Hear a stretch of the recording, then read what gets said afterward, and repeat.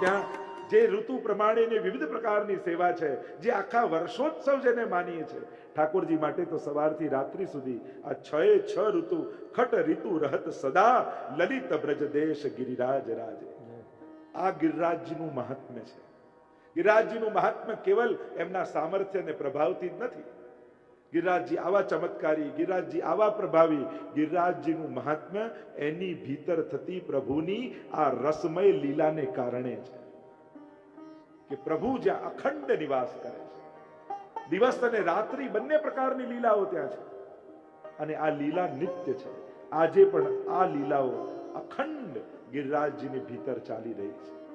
એટલે જ આપણે ત્યાં અમુક નિયમો છે કે પગ નથી મૂકતા, ગિરિરાજજીની પરિક્રમા કરીએ ત્યારે બને તો આપણે ખુલ્લા પગે કરીએ યા એવું કંઈક ધારણ કરીએ જેથી ગિરિરાજજીને શ્રમ ન પડે, એ સ્થાનની પવિત્રતા રહે.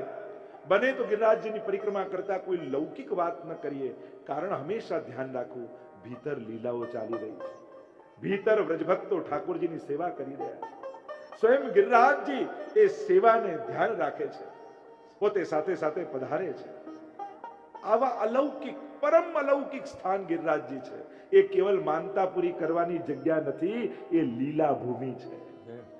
આપણે ભૂલી જઈએ છીએ ઘણીવાર મહાત્મ્યને ધ્યાન રાખતા, કારણ કે પરિક્રમા કરવામાં પણ કેન્દ્રમાં આપણી જ ઈચ્છા હોય તો આમાં ગિરિરાજજી જોડે આત્મસાત ક્યાં થવાનું? કારણ કે તમે તમારી ઈચ્છાઓની સાથે છો, તમે ગિરિરાજજીની સાથે નથી. જ્યારે જ્યારે આપણી લૌકિક કામનાઓને પૂરી કરવા માટે કોઈ અલૌકિક તત્વો પાસે જઈએ છે, પણ આપણે અલૌકિક તત્વ જોડે હોતા જ નથી, આપણી મહત્વકાંક્ષાઓ જોડે હોઈએ છીએ, આપણી મનોકામનાઓ જોડે આપણે હોઈએ છીએ. બસ આ પૂરું થઈ જાય, પૂરું થઈ જાય, પૂરું થઈ જાય, મળી જાય, મળી જાય, મળી જાય. તો તમે એ વસ્તુ ને વ્યક્તિ જોડે જ છો, તમે ગિરિરાજજી સાથે નથી. તમે એમ કહો, ઘણા પ્રશ્ન કરે, આપ તો એમ કહો છો ગિરિરાજજી પોતાનો અનુભવ કરાવે છે, તો અમને તો ન થયો. કારણ કે તમે ગિરિરાજજી જોડે હતા જ નહીં, તમે તમારી જોડે હતા. તમે ઠાકોરજી પાસે હો, તમે યમુનાજી પાસે હો, યા તમે ગિરિરાજજી પાસે હો, તમે ખરેખર એમની પાસે જ છો. આપણને નજીક પહોંચતા આવડે છે, નિકટ જતા નથી આવડતું. તમે 10 જણને ધક્કો મારીને મંદિરમાં નજીક પહોંચી જાઓ, પણ પ્રભુથી કેટલા દૂર થઈ ગયા એ તો ભૂલી જ જાઓ છો. કારણ કે કેટલાને ધક્કા મારીને આવ્યા છે, કેટલાને કચડીને આવ્યા છે. આ રીતે નજીક જવાય, નિકટ ન જવાય. એમ ટિકિટ કપાવીને વ્રજમાં ગિરિરાજજીની નજીક જઈ શકો, યમુનાજીની નજીક જઈ શકો, શ્રીનાથજીની નજીક જઈ શકો, નિકટ ન જઈ શકો. નિકટ જવા માટે તો મનને બદલવું પડે, ભાવનાઓને બદલવું પડે, હૃદયને બદલવું પડે. કોઈ મહાપુરુષની સમજણને લઈને જાઓ, શ્રી મહાપ્રભુજીની દૃષ્ટિને લઈને જાઓ, ત્યારે નિકટતા મળે. આપણે તો વાર્તામાં નથી આવડતું. પેલા શેઠજી સેવા કરતા હતા ને વહુ બાર બુહારી કરતી હતી, એટલે કોઈ પૂછ્યું શેઠજી ઘરમાં છે? વાર્તા પ્રસંગમાં આવે છે ને, પેલા શેઠજી સેવા કરતા કરતા એમ વિચારે કે પેલા મોચીને જોડા સીવા આપ્યા છે, હજી નથી આપી ગયો ને. એટલે પેલા વહુને પૂછ્યું કે છે શેઠજી ઘરમાં? તો કે ના, એ તો મોચીની દુકાને ગયા છે. અને પેલા બૂમ પાડતા પાડતા બહાર આવ્યા કે અરે સેવામાં બેઠો છો ને તું આવું કેમ કે છે? માફ કરજો સસુરજી, બેઠા ભલે ઠાકોરજી આગળ હતા તો મોચીની દુકાને જ ને. પણ જોવાની વાત એ હતી, ઠાકોરજીની નજીક હતા શેઠજી, બહુ દૂર હતી, પણ દૂર હતી છતાંય ઠાકોરજીની નિકટ હતી, અને પેલા નજીક હતા છતાંય ઠાકોરજીથી દૂર હતા. તમે પ્રભુથી કેટલા ડિસ્ટન્સમાં છો એનું ન વિચારતો, પણ જે સેવા કરો છો એ હૃદયથી કરો છો ને, તો તમે ઠાકોરજીની બહુ નિકટ હોવ છો. એટલે નજીક જવાની મહેનત ન કરતા નિકટ પહોંચવાનો પ્રયાસ કરજો. મહાપ્રભુજીનું નામ છે ને, સાનિધ્ય માત્ર દત્ત શ્રી કૃષ્ણ પ્રેમ, સાનિધ્ય માત્રથી પ્રેમથી ભરી દે. એમ યમુનાજીની નજીક પહોંચી ગયા, પણ યમુનાજીના થઈને એની બાજુમાં બેઠા. ગિરિરાજજીની નજીક પહોંચ્યા, પણ ગિરિરાજજીના થઈને એની નિકટ બેઠા. હું તો એટલે જ ઘણી વાર કહું ને, ગિરિરાજજી પાસે જઈને કઈ ભાગાદોડી જ કરવી જરૂર થોડી છે. તરેટી શ્રી ગોવર્ધન કી રહીએ, તરેટીમાં બેસો તો ખરા, બીજું કાંઈ ન કરો, પણ નજીક બેસો એકવાર, તમને એનો અહેસાસ થશે એ ગિરિરાજજી મારી નજીક છે, નિકટ છે, એની ભીતર લીલાઓ ચાલી રહી છે. ક્યારેક એને સાંભળવાનો પ્રયાસ કર્યો કે કોઈ નુપુરનો ધ્વનિ સંભળાય, કોઈ વેણુનો નાદ સંભળાય? ક્યારેક શાંતિથી તરેટીમાં બેસો ને તો આ બધા અવાજો સંભળાશે. બાકી તો ઘોંઘાટ જ છે ચારે બાજુ. ઘણી વાર ઘોંઘાટ સાંભળીને આવી જઈએ છીએ, પણ જે સાંભળવા ગયા એ સાંભળવાનું રહી જાય. ઘણું બધું જોઈને આવી જઈએ, પણ જે જોવા ગયા હતા એને જોવાનું રહી જાય. આ દુનિયામાં બધાને મળવામાં ભગવાનનું મળવાનું તો ભૂલી જ જાય છે માણસ. કોઈને ખોટું તો નહીં લાગે ને, એના વિચારમાં ભગવાનને ખોટું લાગ્યું કે નહીં એનો તો વિચાર નથી કરતા. માણસોને સંસારને સાચવવામાં ભગવાનને ખોટું તો નહીં લાગે ને એનો વિચાર આપણે નથી કરતા. કોઈ આવનાર મહેમાનને ખોટું લાગશે કે નહીં એનો વિચાર આપણને હોય છે, પણ ક્યાંક પ્રભુને ખોટું ન લાગી જાય એનો તો વિચાર આપણને આવતોય નથી. પ્રભુ ખોટું લગાડતાય નથી, પણ છતાંય આપણે તો એવું વિચારવાનું, આ માણસને સાચવવામાં ક્યાંક ભગવાનને સાચવવાનું હું ભૂલી ન જાઉં. આનો વિચાર. સંસારને સાચવવામાં કૃષ્ણને સાચવવાનું ભૂલી તો નથી ગયો. પ્રભુને ઘરે પધરાવતા આપણને તો આને ખોટું લાગશે, આને નહીં ગમે, પેલાને નહીં ગમે, આને બધાનું વિચારી લઈએ, પણ નથી પધરાવ્યા એનાથી ઠાકોરજીને ગમ્યું કે નહીં, એને ખોટું લાગ્યું કે નહીં એનો તો વિચારે આપણને નથી આવતો. પ્રભુ તો કૃપાળુ છે ને એટલે માફ કરી, આપણે જ વિચારી લઈએ બધું, એનો આન્સર આપણે જ આપી દઈએ. મૂળ એ છે કૃપાળુ, નો ડાઉટ, એમાં કોઈ શંકા નથી. હું તો ઘણી વાર એ જ કહું કે જેને પગે લાગવા જેવું છે એને નથી લાગતા, એટલે ન લાગવા જેવા લોકોને પગે પડવું પડે છે. માણસને સવારે ઉઠીને જે પ્રભુને પગે નથી લાગતો ને એને આખો દિવસ દુનિયાને પગે લાગવું પડે. ભાઈ તમે કરી દો, ભાઈ તમે સાચવી લો, ભાઈ તમે જોડે આવી જાઓ. આ કેમ કરવું પડે છે? કારણ કે જેને પગે લાગવા જેવું હતું એને ન લાગે. ભગવાનને સાચવી લેશો ને તમારું એ બધું જ સાચવી લેશે, પણ જેને સાચવવા જેવો છે એને નહીં સાચવો ને તો આખી દુનિયાને સાચવતા ફરશો. આને આમ લાગી જશે, આને ખોટું લાગી જશે, આને પેલું લાગી જશે. આ જ ચિંતામાં માણસ થાકી જાય છે. આપણે કામથી નથી થાકતા, માણસોને સાચવવામાં થાકી જઈએ. મોટા ભાગે આવું જ થાય છે. એટલે જેને લાગવા આટલું ન કરી શકો, કથા સાંભળ્યા પછી એક નિયમ, રોજ સવારે ઉઠી સ્નાન કરીને સૌથી પહેલા પ્રભુને દંડવત કરવાનો. બસ પ્રણામ કરવું એ પણ બહુ મોટી ભક્તિ છે. તમને એમ થાય કે એકવાર પગે લાગવાથી શું થાય? અરે એકવાર પગે લાગવાથી જે ચમત્કારો થશે ને એની તો તમે કલ્પના નથી કરી શકતા. વંદન પણ ભક્તિ છે. શરૂ તો કરો, બીજું કાંઈ ન થાય. રોજ એક નિયમ બનાવી લો, ઘરના બધા જ લોકો, ભલે ઠાકોરજી પડી ગયા, પ્રભુનું મંદિર પણ પ્રભુ રૂપ છે, એમના મંદિરને વંદન કરીને જાઓ. પછી જો જીવનમાં કેવા ચમત્કારો થાય છે. સૌભાગ્યનો દાતા ઈશ્વર છે. માણસ મદદ કરી શકે, સુખી ન કરી શકે. સુખનો દાતા તો ઈશ્વર છે. તમે બુદ્ધિ અને મહેનતથી વસ્તુ લાવી શકો, ઘર લાવી શકો, ગાડી લાવી શકો, પણ ઘરથી સુખ મળશે કે નહીં એ તો પ્રશ્નાર્થ છે. ઘરનું સુખ ઘણાને હોય છે, પણ ઘરથી સુખ બધાને નથી હોતું. ગાડીનું સુખ ઘણાને છે, પણ ગાડીથી સુખ બધાને નથી હોતું. પરિવારનું સુખ ઘણાને છે, પણ પરિવારથી સુખ બધાને નથી હોતું. બુદ્ધિ અને મહેનતથી વસ્તુ અને વ્યક્તિને લાવી શકો, પણ એ વસ્તુ અને વ્યક્તિથી સુખ મળશે એ તો ઈશ્વરની કૃપા થકી જ મળે છે. તમે મોટી અગાસી લઈ શકો, પતંગ લાવી શકો, દોરી લાવી શકો, પણ પવન ન હોય ને તો આ ચગતું નથી બધું. અને સારો પવન હોય ને તો આપણા જેવા ફાટેલા પતંગો ચડી જાય. એમ જેના જીવનમાં ઈશ્વરની કૃપાનો પવન ફૂંકાય ને તો ફાટેલા પતંગો ચડી જતા હોય છે. એમ લાગે આ કોઈ પુણ્ય નથી, કોઈ સત્કર્મ નથી, મને આવું સુખ જીવનમાં મળ્યું કેમ? ઘણીવાર તો સુખ મળ્યું હોય એને ન સમજાતું હોય. તારા જીવનમાં ભગવાનની કૃપાનો પવન આવ્યો છે. અને એટલા માટે જીવનમાં આટલું યાદ રાખો, જેને આટલું આપ્યું એને બે હાથ જોડીને માથું ન નમાવીશ. એટલે તો કથામાં ઘણી વાર ટીવી આપે ને 10 વાર થેન્ક યુ કહીએ, આંખ આપે એને ક્યારે થેન્ક યુ ના કહીએ, કાર આપે એને 100 વાર થેન્ક યુ કહીએ, પણ હાથ પગ આપે એને ક્યારે થેન્ક યુ ના કહીએ. જેણે વસ્તુ આપી એનો આભાર માનીએ, જેણે જીવન આપ્યું એનો ક્યારે આભાર ન માનીએ. બીજું કઈ હવે આ આભાર માનવામાં તમે કહો મને સંસ્કૃત નથી આવડતું, ગાતા નથી આવડતું, વાંચતા નથી, કાંઈ જરૂર ખરી? આ બે હાથ ને ત્રીજું માથું નમાવવામાં કાંઈ ભણવા જવાનું, કોઈ ગુરુકુલમાં જવાની જરૂર ખરી? કોઈ ક્રેશ કોર્સ કરવાની જરૂર ખરી? કોઈ ક્લાસીસ કરવાની જરૂર ખરી?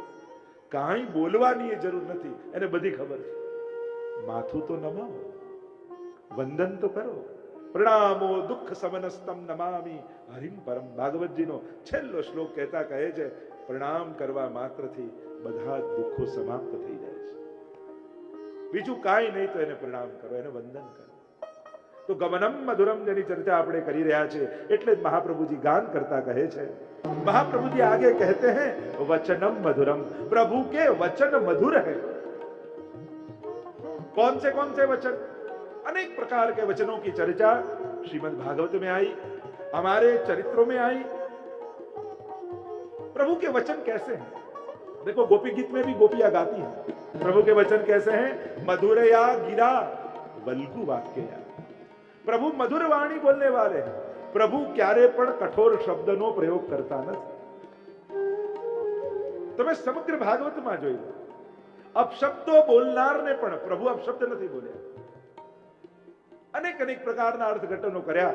વચનમ મધુરમ, અને પ્રભુના વચનમ મધુરમની જો ચર્ચા કરીએ, શ્રી મહાપ્રભુજી એક વચનોને યાદ કરે. એ ભલે બાલ ભાવના હોય, એ ભલે સાખ્ય ભાવના હોય, એ ભલે માધુર્ય ભાવના હોય. ત્રણેય પ્રકારના વચનોની ચર્ચા આપણા કીર્તન સાહિત્યમાં છે. 7 વર્ષ को सावरो बोलत है तुतराय, या बाल लीलाना पदों जो कलबल कलबल बोलत, एम ठाकुरजी पुरुष शुद्ध बोली पण सकता नहीं, या बोलत है तुतराय, तो बोले छे. एना पण प्रकार छे बाल भाव. एज प्रभु જ્યારે નંદ બાબાને ઉપદેશ આપે છે તો કર્મણા જાયતે જંતુ કર્મણૈવ વિલીયતે સુખમ દુઃખમ ભયમ ક્ષેમમ કર્મણૈવાભિપદ્યતે. જાણે ગીતાજીનો સાર, કર્મનો સિદ્ધાંત એક વાક્યમાં, એક શ્લોકમાં પરમાત્મા નંદ બાબાને સમજાવી દે છે. વિચાર કરો, તોતલું બોલનારો પરમાત્મા પરમ જ્ઞાનની વાત પણ કરી રહ્યો છે. મધુરાષ્ટક તો હૃદયમાં પ્રગટેલા શ્રી કૃષ્ણની મધુરતાનું પ્રાગટ્ય છે. જ્યારે રસ ફલ અવસ્થામાં આવે છે ત્યારે એ ઉદ્ઘાટિત થાય છે, ત્યારે પ્રગટિત થાય છે.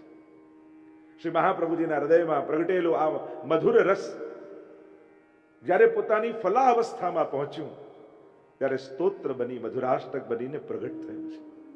એટલે જ આ માધુર્યની ગાથા છે, મહાત્મ્યની ગાથા નથી. કારણ કે માધુર્યના માર્ગમાં મહાત્મ્ય પણ ક્યાંક પ્રતિબંધ રૂપ થઈ જાય છે. જ્યારે બહુ મહાત્મ્ય બુદ્ધિ સ્થિત હોય ત્યારે માધુર્ય પ્રગટ થતું નથી. ઈશ્વર રૂપે જ્યારે તમે એને સ્વીકારો છો, સર્વ સામર્થ્ય રૂપે એને સ્વીકારો છો, ત્યારે એને સ્નેહ નથી કરી શકતા, ત્યારે એને આરોગાવી નથી શકતા, ત્યારે એને પોઢાવી નથી શકતા. એમ થાય જગાડનારો તો આ છે, સુડાવનારો તો આ છે, જમાડનારો તો આ છે, આપણે શું એની સાથે કરવાનું? ક્યાંક ક્યાંક માધુર્યના માર્ગમાં મહાત્મ્ય પણ બંધન કરતા થઈ જાય છે. અને આપણે વાર્તા સાહિત્યમાં પણ પ્રસંગ આવે છે ને કે પેલા માજી એને ત્યાં લાલન બિરાજતા, અને એકવાર માજી બહાર ગયા, કેટલીક બિલાડીઓ લડી રહી હતી અને લાલન ડરી ગયા. માજીને પુકાર કરવા લાગ્યા, બોલાવા લાગ્યા, અરે મૈયા બચા, આ બિલાડીઓ લડે છે, મને બીક લાગે છે. એટલે માજી આવ્યા ને કહેવા લાગ્યા, અરે લાલન, આપે અઘાસુર માર્યો, બકાસુર માર્યો, પૂતના મારી, બિલાડીથી ડરો છે. અને ઠાકોરજી નારાજ થઈને પીઠ દઈને બિરાજી ગયા. અરે તારા ભાવને કારણે તો બાળક બનીને બેઠો છું, અને તું મને મહાત્મ્ય યાદ અપાવે છે. આ મારનારો તારા ઘરે નથી આવ્યો, યશોદાજીના ગોદમાં ખેલનારો તારા ઘરે આવ્યો છે. મને મારું સામર્થ્ય યાદ ન અપાવીશ, નહીં તો તું સેવા નહીં કરી શકે. તારા ભાવને કારણે જ હું અસમર્થ બનીને બેઠો છું. આ પ્રેમના માર્ગની વિશેષતા એ છે કે જે સર્વસમર્થ છે એ બિલકુલ અસમર્થ થઈ જાય છે, અને જે અસમર્થ છે એને ઠાકોરજી સર્વ સામર્થ્ય આપી દે છે. ભગવાન સર્વ સમર્થ છે, પણ પ્રેમના માર્ગમાં આવ્યા એટલે અસમર્થ થઈ ગયા, ભક્તને આધીન થઈ ગયા. એ જગાડે તો જાગે, એ પોઢાવે તો પોઢે, એ આરોગાવે તો આરોગે, એવો અસમર્થ પરમાત્મા થઈ જાય. અને જીવ બિલકુલ અસમર્થ છે તો ભગવાન એને એવું સામર્થ્ય આપે છે કે ત્રિલોકનો નાથ જે આખી દુનિયાને જગાડે છે, એને જગાડવાનું સામર્થ્ય ભક્તમાં આવી જાય છે. જે આખા વિશ્વને જમાડે છે એને આરોગાવાનું સામર્થ્ય ભક્તની અંદર આવી જાય છે. આ જ પ્રેમ માર્ગની વિશેષતા છે. અહીંયા પ્રભુ આધીન અને ભક્ત સ્વાધીન. સ્વાધીના પુષ્ટિરુચ્યતે મહાપ્રભુજી આજ્ઞા કરે છે. પરાધીના તું મર્યાદા, સ્વાધીના પુષ્ટિરુચ્યતે. જ્યાં ભગવાન આધીન છે ભક્તને, અને ભક્ત સ્વાધીન છે. ભક્તની ઈચ્છાને અનુકૂળ પ્રભુ જીવને ત્યાં રહે છે. એની અનુકૂળતા પ્રમાણે. ક્યારે ઠાકોરજી પુષ્ટાવીને આવ્યા ત્યારે ઠાકોરજી પોતાનું ટાઈમ ટેબલ આપ્યું કે આ મારું ડેલી રૂટીન છે, તારું ફેરવી નાખ. ઉલટાનું આપણે આજ્ઞા લઈએ, જે અમે 7 વાગે જાગીએ છીએ તો 9 વાગે મંગળા કરીએ તો ચાલશે? આપણે ઠાકોરજીનું ટાઈમ ટેબલ ફેરવીએ છીએ. પ્રભુ ભક્તિ માર્ગની, પ્રેમ માર્ગની, પુષ્ટિ માર્ગની વિશેષતા એ છે કે આ પ્રેમના માર્ગમાં, આ માધુર્યના માર્ગમાં ભગવાન જીવને સુધારવાની મહેનત કરતા નથી.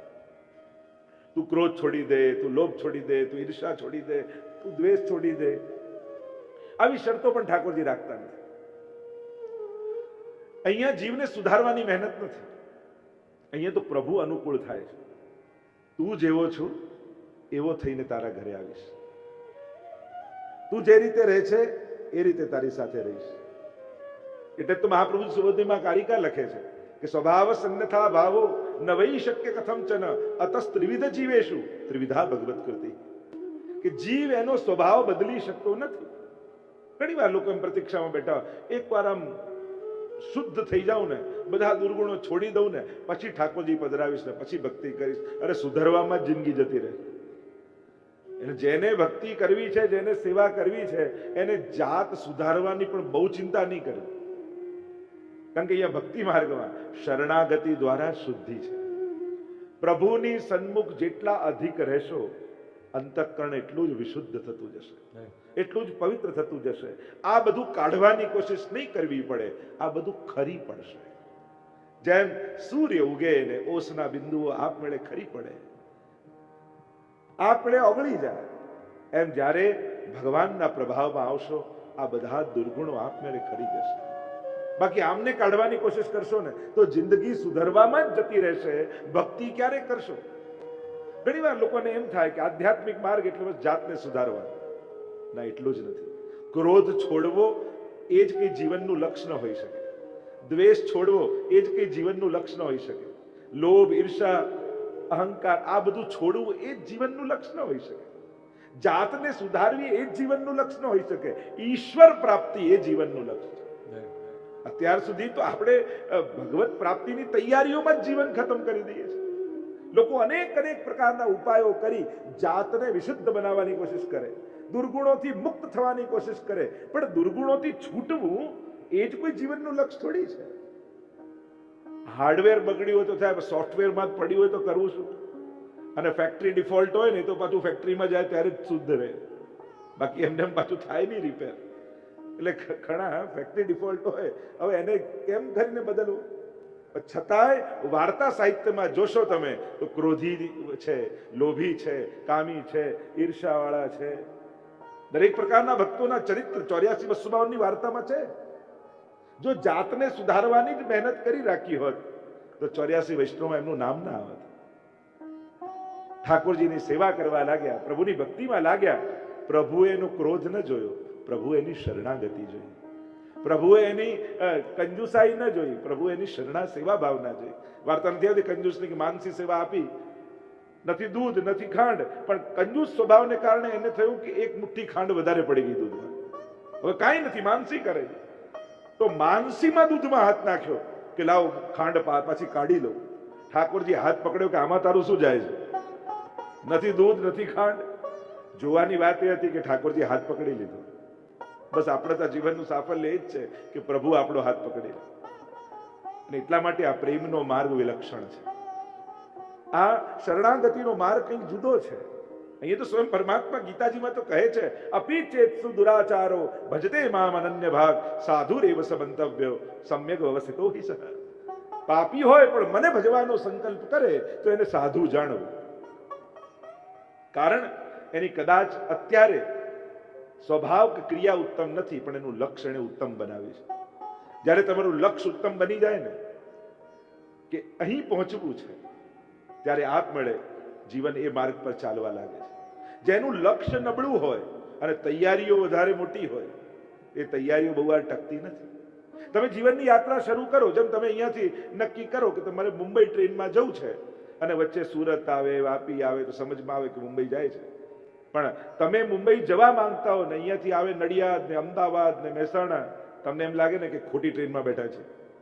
એમ જ પ્રભુ પ્રાપ્તિની ટ્રેનમાં બેસી તો ગયા ભક્તિની, ક્રોધ આવે, લોભ આવે, ઈર્ષા આવે, આપમેળે આપણને સમજાઈ જાય કે ખોટી ટ્રેન પકડાઈ છે. કારણ કે આમાં તો પ્રેમ આવવો જોઈએ, કરુણા આવવી જોઈએ, સેવા ભાવ આવી જોઈએ, દયા ભાવ આવવો જોઈએ. અને જીવનમાં જ્યારે આ જાગવા લાગે સમજી લેગો સાચી ટ્રેન પકડાઈ ગઈ છે. તો આ ભક્તિ માર્ગની વિશેષતા એ છે, અહીંયા ભગવાન ભક્તને સુધારવાની કોશિશ નથી કરતા, ભગવાન ભક્ત જેવા બનીને આવે છે. એટલે દશમસ્કંદમાં તામસ લીલા, રાજસ લીલા, સાત્વિક લીલા, આવા પ્રકારની લીલાઓ મહાપ્રભુજીએ સમજાવી. કારણ આવા ભક્તો છે એટલે ભગવાન ભક્તોને બદલતા નથી, પણ ભક્તના ચિત્તનો નિરોધ પોતાનામાં થાય એવી ભગવાન પોતે લીલા કરે છે. કંજૂસ હશે ને તો ભગવાન એના જેવા થઈને બેસશે, પણ એનું ચિત્ત ભગવાન લગાવશે. આ પ્રેમ માર્ગની વિશેષતા છે. વચનમ મધુરમ, પ્રભુના વચન મધુર છે. વિશ્વને વેદ વેદાંત ઉપનિષદના સાર એવા ગીતાજીનું જ્ઞાન આપનારા પરમાત્મા વ્રજમાં જ્યારે પ્રગટ થાય છે ત્યારે બોલતા યશોદાજી એમને શીખવાડે છે, ગોપીઓ એમને શીખવાડે છે. અને ભક્તો દ્વારા શીખવાડેલા વચનોને જ્યારે ઠાકોરજી બોલે ત્યારે મહાપ્રભુજી કહે વચનમ મધુરમ, આપના એ વચન મધુર છે. જેના મુખમાંથી સરસ્વતીજીનું પ્રાગટ્ય છે એ પ્રભુ 7 બરસ કો સાંભળો બોલત હે તુતરાય. વાણી જેના મુખમાંથી પ્રગટ થાય એ વ્રજમાં તોતલું તોતલું બોલે છે. અને એની આ તોતલી ભાષા સાંભળી યશોદાજી અને વ્રજ ભક્તો પરમ પ્રસન્ન થાય છે. વચનમ મધુરમ, વચનમ મધુરમ ની વાત કરતા મહાપ્રભુજી રાસ પંચાધ્યાયનું સ્મરણ કરે. પ્રભુ આપના તો એક એક વચન મધુર છે. ત્યારે ઠાકોરજી વેણુનાદ કર્યો અને વેણુનાદ સાંભળીને સમસ્ત ગોપીજનો ઘર બાર છોડીને વનમાં ભાગી છે. શરદની રાત્રિએ ભાગતા ભાગતા ભાગતા જ્યાં પરમાત્મા કદંબના વૃક્ષની નીચે ત્રિભંગી રૂપ ધારણ કરી અધર પર વેણુ પધરાવી વેણુના સ્વર ભરી રહ્યા હતા અને ત્યાં અનંત કોટી ગોપીજનો સામે આવીને ઉભા છે. બોલાવ્યા ઠાકોરજીએ અને જ્યાં ગોપીઓને જોયા ઠાકોરજી આશ્ચર્યના ભાવ મુખમાં લાવી બોલ્યા. પ્રભુ ગોપીઓને કહેવા લાગે સ્વાગતમ ગો મહાભાગા પ્રિયમ કેમ કરવાણી, તમારું સ્વાગત છે. આમ અડધી રાતના વનમાં કેમ આવ્યા છે? તમારું હું શું પ્રિય કરું? વચનમ મધુરમ. માનો ગોપીઓની પરીક્ષા કરી રહ્યા છે ઠાકોર. અને એ વચનો મહાપ્રભુજી તો અર્થઘટન એમ કર્યા છે. સાધારણ અર્થ એમ થાય કે તમે ઘરે જાઓ, મહાપ્રભુજી અર્થઘટન કર્યો કે અહીં જ રહો, અહીંથી ન જાઓ. વચનમ મધુરમ. 10 શ્લોકમાં ભગવાને ધર્મનો ઉપદેશ ગોપીઓને આપ્યો. પ્રભુ કહેવા લાગ્યા કે તમે સ્ત્રી છો અને સ્ત્રીના અડધી રાતના વનમાં આવવું ઠીક નથી, તમે પાછા જાઓ. ગોપીઓ આશ્ચર્યથી જુએ છે.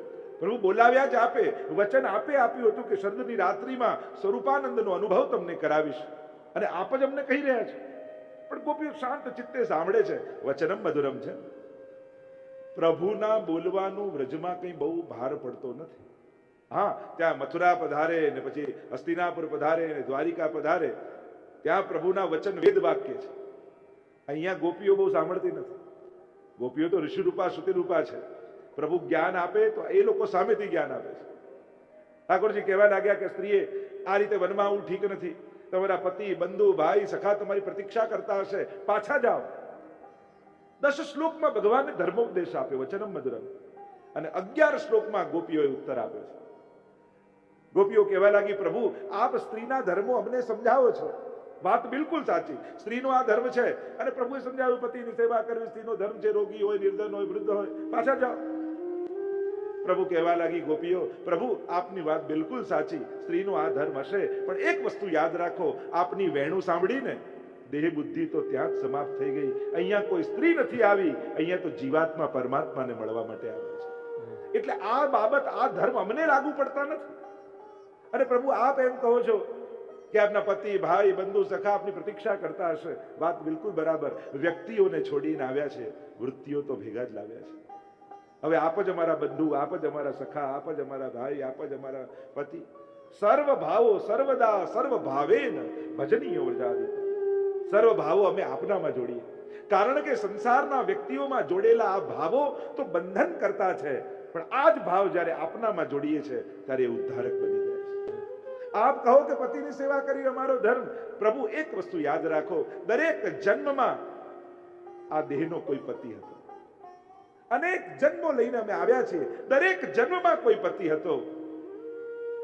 કોઈ દરેક જન્મમાં કોઈ નવો દેહ ને નવા પતિ, પણ દરેક જન્મમાં આત્માના પતિ તો આપ જ હતા. તો પ્રભુ જ્યારે આત્માનો પતિ મળ્યો હોય તો દેહના પતિ પાસે કોણ જાય? અને પ્રભુ પ્રત્યેક ધર્મી મેળવવા માટે હોય છે. કોઈ ગુલાબનો છોડ ઉગાડે ને આજુબાજુ કાંટાની વાડ કરે, પણ કાંટાની વાડ કરવામાં એટલું મશગુલ થઈ જાય કે છોડને જ પાણી પાવાનું ભૂલી જાય. તે તો મૂર્ખતા કહેવાય. એમ પ્રભુ આ ધર્મ આપના સુખ માટે છે, આપની પ્રાપ્તિ માટે છે. અને પ્રભુ આ જીવાત્માનો તો એક જ ધર્મ છે, યો યદંશ સતમ ભજે, જે જેનો અંશ હોય એને અંશીને ભજવો. એ જ એનો પરમ ધર્મ છે, એ જ એનો એકમાત્ર ધર્મ છે. અને આમ પ્રણય ગીત ગોપીજનોએ ગાયું, મૈવમ વિભો રતિ ભવાન ગદિતુમ નુશંસમ સંત્યજ સર્વ વિષયાસ તવ પાદ મૂલમ. બધું જ છોડી અમે આપના ચરણે આવ્યા છે. ગમે તેટલા ઉત્તમ બીજ હોય પણ એકવાર એને શેકી દો ને, પછી ઉત્તમમાં ઉત્તમ ભૂમિ હોય, પાણી હોય, ખાતર હોય, પણ શેકાયેલા બીજમાં ફણગા ફૂટતા નથી. એમ જેનું ચિત્ત આપના પ્રેમમાં શેકાઈ ગયું છે, એમાં સંસારના ફણગા નહીં ફૂટે પ્રભુ. ઉલટાના સંસારના લોકોય દુઃખી થશે, કારણ કે હવે અમે સંસારના કામના નથી રહ્યા. હવે તો બધું જ છોડી કેવલ ને કેવલ આપના શરણે અમે થયા છે. વચનમ મધુરમ, પ્રભુના વચન મધુર જે રાસ પંચાધ્યાયમાં પરમાત્માએ કહ્યા એ યાદ કરીને સ્વામીજી રૂપ મહાપ્રભુજી કહે વચનમ મધુરમ. અનેક તો 10 સ્કંદની પ્રત્યેક લીલા જોઈ લો.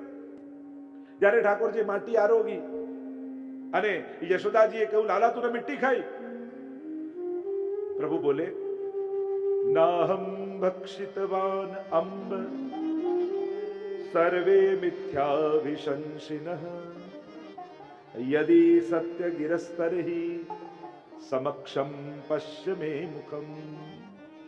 પ્રભુ કહેને લગે મેને મિટ્ટી નહીં ખાઈ, વચનમ મધુરમ. હવે આખી દુનિયાએ જોયું છે કે એમણે માટી મોઢામાં મૂકી, છતાંય પ્રભુ શું કહે છે? મેં નથી ખાઈ. હવે અહીંયા વિચારકો, આચાર્યો, મહાપુરુષો બધા જ પોતાના તત્વ જ્ઞાનને લઈને બેસી જાય કે જે અસત્ય બોલે એ બ્રહ્મ હોય. બ્રહ્મ ક્યારે પણ અસત્ય બોલે? અરે જ્યારે ગર્ભમાં જ હતા ત્યારે જ દેવતાઓએ સ્તુતિ કરેલી, સત્ય વ્રતમ સત્ય પરમ ત્રિસત્યમ સત્યસ્ય યોનિ નિહિતમ ચ સત્ય. પ્રભુ આપ તો સત્ય વ્રત છો, તો એવા પ્રભુ અસત્ય કઈ રીતે બોલી શકે? અને ત્યાં અનેક આચાર્યો અર્થ કર્યા કે પ્રભુ કહે છે નાહમ બક્ષિતવાન, મેં નથી ખાધી. એનો અર્થ એ થાય કે ઠાકોરજી એમ કહે છે કે મૈયાએ એમ પૂછ્યું હતું તે માટી ખાધી? ઠાકોરજી કે મેં માટી નથી ખાધી, કારણ કે વ્રજરજ એ માટી નથી, એ તો મુક્તિને પણ મુક્તિ આપનારી છે. તું એને માટી સમજે છે? નાહમ બક્ષિતવાન મેં વચનમ મધુરમ. એક અર્થ એમ કરવામાં આવ્યો કે દ્વા સુપર્ણા સયુજા સખાયા સમાન વૃક્ષમ પરિશિષ્ટ જાતે. ઉપનિષદે જે ચિત્ર બતાવ્યું, એક ડાળ પર 2 પક્ષી બેઠા છે, એક ખાટા મીઠા ફળ ખાઈ સુખ દુઃખનો અનુભવ કરે છે અને બીજો દ્રષ્ટા ભાવે જુએ છે.